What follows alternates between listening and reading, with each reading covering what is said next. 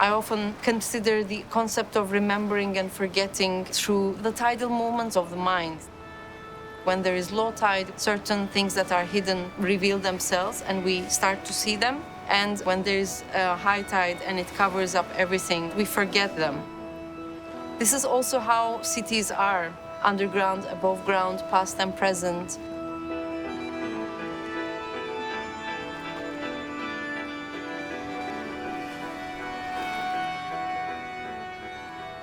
I'm Hera Büyüktaşçıyan and I'm an artist based in Istanbul. I'm living at Heybeliada, one of the 4 Princess Islands. It's a very utopic piece of land that enables me to have a sense of distance to the city. I commute around 1.5 hours. Whilst you are in the boat, it becomes like a floating island almost because I'm not connected to anything. It gives me a clarity of mind. I think you need to always take a distance to certain things in order to be able to see the whole picture.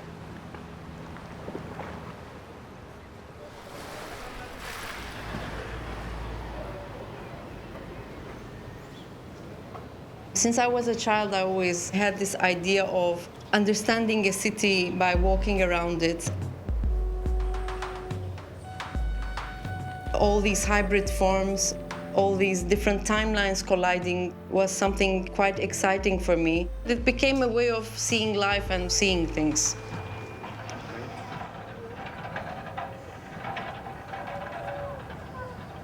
I've been doing these long walks in the old part of the town, and I was looking at these converted architecture from the Byzantine heritage to the Ottoman, different fragments that were all translated into different beings and forms within time. And whilst I was walking, I just came across these stone giants, which are the remnants of the Theodosian Arch. Within 60s, when the modern city was being built, there was this very xenophobic approach towards the urban planning, especially in the old part of the town, that connects with this power and architecture dynamic. Unwanted particles are being swept away at the corners of the roads, then becoming almost invisible forms. People sit on these pillars, almost sharing a similar fate of being invisible within the city with their existence. I started to look at this idea of resistance to time, surface tension, petrification, and began to work on the morphology of these ruins through piles of industrial carpets. And within time, they became these strata forms that look like certain fragments taken away from the terrain itself. The stone is a concrete material, but then the idea of softness and fragility enters to the scene.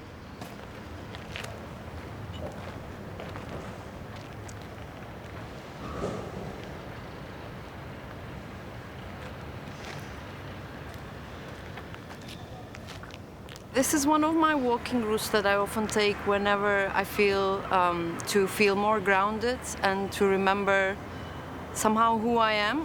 It's kind of the heart of the town that imbibes different timelines and remnants of the act of erasure, as well as the effort to recollect something. We see all these paper collectors, all these pieces of bricks, then fragments of older walls.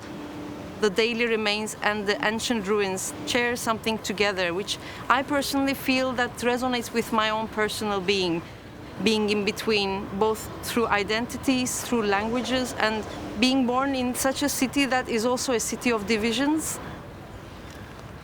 I see that in my work too. There are all these roads of different divisions that coexist together, like an act of resistance.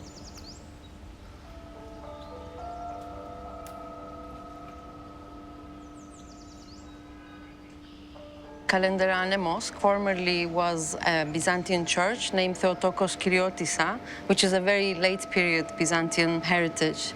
And when I look at this place, I somehow also connect with the nature of the city.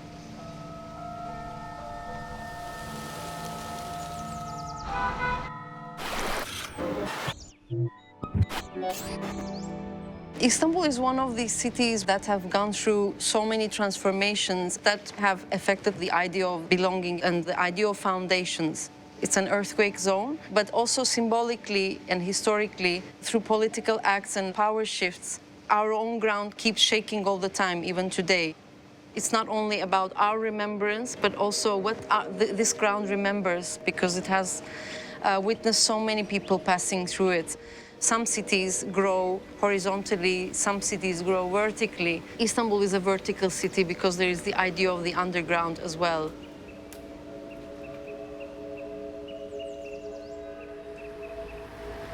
One can see this constant cyclic repetition of erasure and then rewriting, which, in my opinion, enables us to read the city like a palimpsest overall. Palimpsest comes from the ancient world when we see these manuscripts that a particular narrative is written and then it's erased, and then a new narrative is written over it. So there is this constant layering that happens. It's an act of also resistance, because the surface resists disappearance.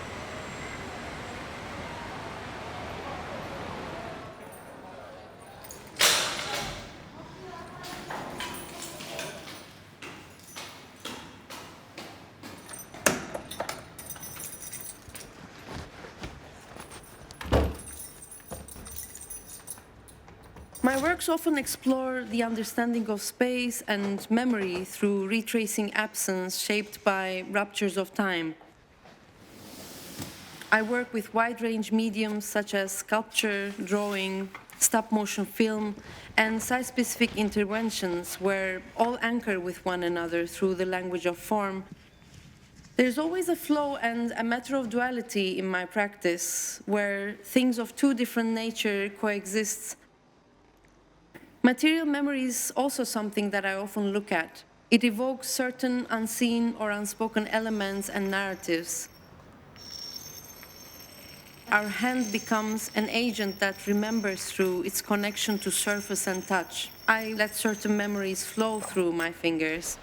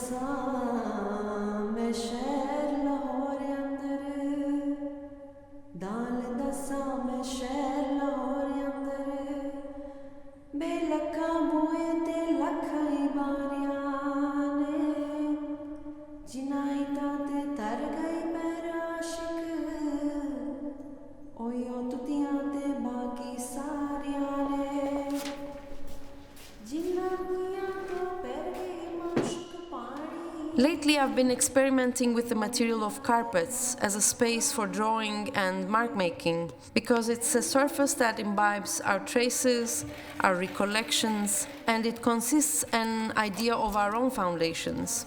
It is also a migratory object.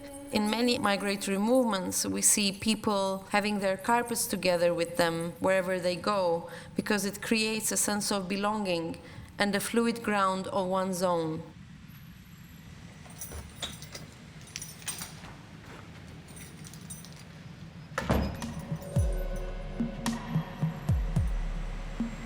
When I was invited for the Toronto Biennial, industrial carpets that are often used in households became an element that connected with the fragility of foundations and the uncanniness of the ground. When we look at the formation of the modern city of Toronto, we see these huge forest lands that used to belong to the First Nations, the indigenous land, that have been destroyed. The trees that have been cut have been used as pillars to carry the modern city.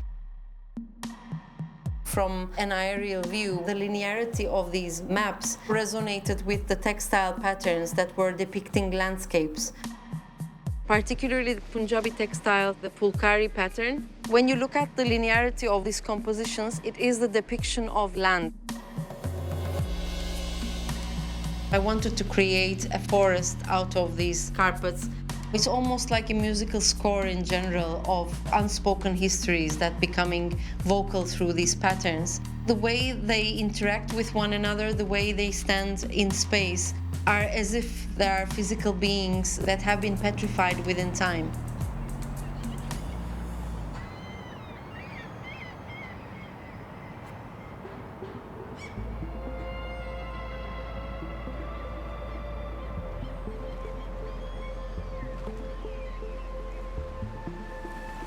I don't believe this notion of ghost buildings.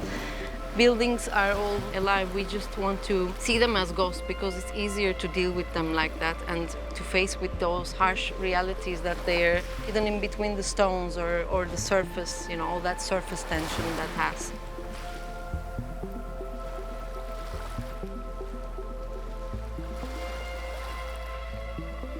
Cities are organisms, and no matter if you erase, there's always a particle left there that waits for somebody to hear about it.